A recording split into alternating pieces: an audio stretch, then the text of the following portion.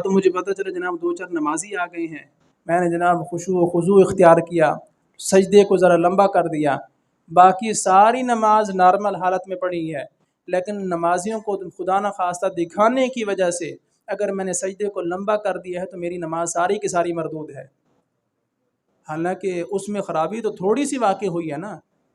خرابی تو تھوڑی سی ایک سجدے کو ہی لمبا کیا ہے، باقی تو ساری نماز میری ٹھیک ہے، لیکن اس میں دکھلاوا جو آ گیا ہے تو ساری نماز ہی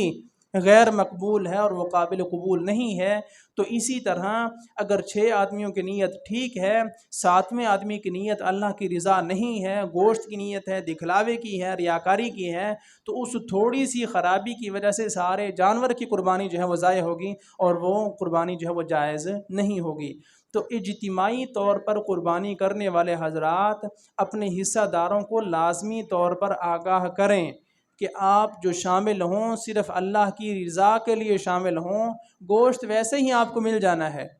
گوشت ویسے ہی آپ کو مل جانا ہے، اور دکھلاوا نہ ہو، ریاکاری نہ ہو اور گوشت کی نیت نہ ہو، صرف اللہ کی رضا ہو تو قربانی جو ہے وہ جائز ہے۔ اور یہ قربانیاں پل صراط پر قربانی کرنے والوں کے لیے جو ہے وہ سواریاں بنیں گی انشاءاللہ العزیز۔ تو جن احباب پر قربانی واجب ہے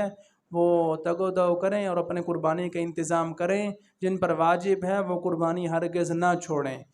چھوڑیں گے تو گناہگار ہوں گے، اور حضور کی وعید ہے، حضور نے ناراضگی کا اظہار فرماتے ہوئے ارشاد فرمایا کہ پھر وہ ہماری عیدگاہ کے قریب بھی نہ آئے۔ یعنی قربانی واجب ہے لیکن پھر بھی بندہ دینی احکام کو جو ہے وہ اہمیت نہیں دیتا اور پھر کاٹن چھاٹن لگا کر جو ہے وہ نماز عید پڑھنے کے لیے آ جاتا ہے، تو حضور نے فرمایا نماز عید تو دور کی بات، وہ ہماری عیدگاہ کے قریب بھی نہ آئے۔ تو اس لیے جس پر قربانی واجب ہے وہ قربانی کرنے کا اہتمام کرے، اور جس پر واجب نہیں ہے وہ نفلی قربانی کر سکتا ہے۔ اور نفلی قربانی میں ایسا جانور جو واجبی قربانی میں عیبدار ہونے کی وجہ سے اس کی قربانی جائز نہیں ہے، نفلی قربانی میں اس عیبدار ہونے کے باوجود اس کی قربانی جائز ہے۔ میں اس کی پہلے وضاحت کر چکا ہوں، جس پر قربانی واجب نہیں ہے نفلی طور پر وہ قربانی کر رہا ہے، تو ایسے جانور جن کو واجبی قربانی والوں نے ریجیکٹ کر دیا ہے ادھر وہ سلیکٹ ہو کر قربان ہو سکتے ہیں اور ان کی قربانی جو ہے وہ جائز ہوگی۔ لیکن یہ ساتھ یاد رکھیں کہ نفلی ہو اس پر قربانی واجب نہ ہو۔ ایک تو مالدار ہونے کی حیثیت سے قربانی واجب ہوتی ہے، دوسرا بندے کی منت کی وجہ سے قربانی واجب ہوتی ہے۔ ان دونوں صورتوں سے اگر بندہ خالی ہے تو وہ نفلی قربانی کر سکتا ہے، اور ایسا عیبدار جانور بھی ذبح کر سکتا ہے کہ جس کو مالدار بندہ ذبح نہیں کر سکتا۔ فقیر پر اگر اس نے منت مانی ہے تو پھر خاص جانور جو ہے وہ ذبح کرنا ضروری نہیں ہوگا، اس پر قربانی کرنا ویسے ہی لازم ہوگا۔ اس کو ایک مثال کے ذریعے سمجھ لیں، جو مالدار ہے اس نے جانور خریدا، اس کا جانور مر گیا یا گم ہو گیا، اس پر دوسرا جانور خریدنا ضروری ہے، کیونکہ اس پر صرف اسی جانور کو ذبح کرنا ضروری نہیں ہے، اس کو قربانی کرنا اس پر لازم ہے۔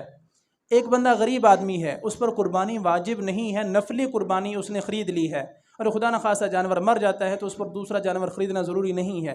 یا جانور گم ہو جاتا ہے تو اس پر دوسرا جانور خریدنا ضروری نہیں ہے۔ البتہ یہ گیا اور اس نے جا کر دوسرا جانور خرید لیا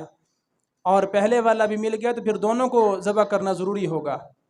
کیوں کہ شریعت نے اسے اجازت دی ہے، یہ بار بار خود جو ہے وہ قربانی میں داخل ہو رہا ہے، تو پھر دوسرا دونوں جانور اس پر قربانی کرنا، غریب پر جو جانور خریدا ہے وہ متعین ہو گیا ہے، اس کو قربانی ہی کرنا ہے۔ جو مالدار ہے اس پر وہ جانور متعین جو ہے وہ قربان کرنا ضروری نہیں ہے، وہ بدلا بھی سکتا ہے، اور بدلانے میں اس سے بہتر لانا یہ ضروری ہے، اس سے کم نہیں لا سکتے۔ کہ جناب 1,00,000 روپے کی قربانی خریدی ہے، اب کہتے ہیں یار اتنا خرچہ کیا کرنا ہے، ہم کوئی 60-70 ہزار والے خرید لیتے ہیں، تو حصہ بدلانا جائز نہیں ہے۔ 1,00,000 سے اوپر 1,10,20 تک آپ جا سکتے ہیں، کم پر جو ہے وہ آپ نہیں